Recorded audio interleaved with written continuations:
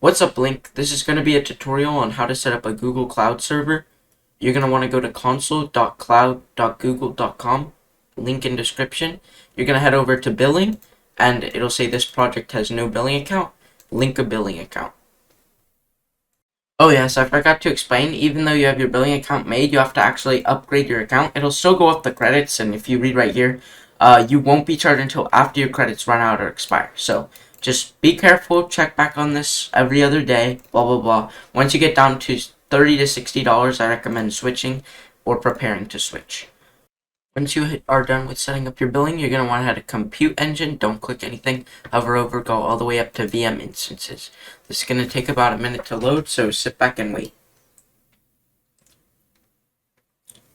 Once this is loaded up, hit Enable and wait again.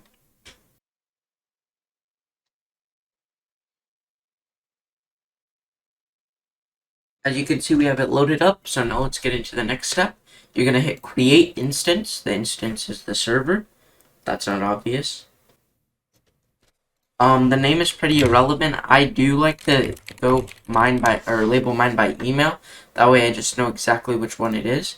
Region is 100% relevant. You're going to go with Northern Virginia. The actual zone doesn't matter. I recommend picking like B because that's probably the least common pick. That's not the first or last. With processor, I go with N2 as it's a fairly new generation and keeps the cost of the monthly server at a somewhat feasible level.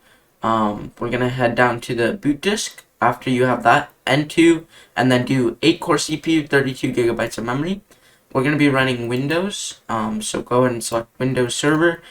Scroll down Windows 2019 Data Center. The boot disk doesn't really matter. It's only relevant when you first boot the server, and that's it. So you can just leave that alone. You're going to allow HTTP traffic and HTTPS traffic. Hit allow, hit create, and then wait for the next steps. And now my server is loading up.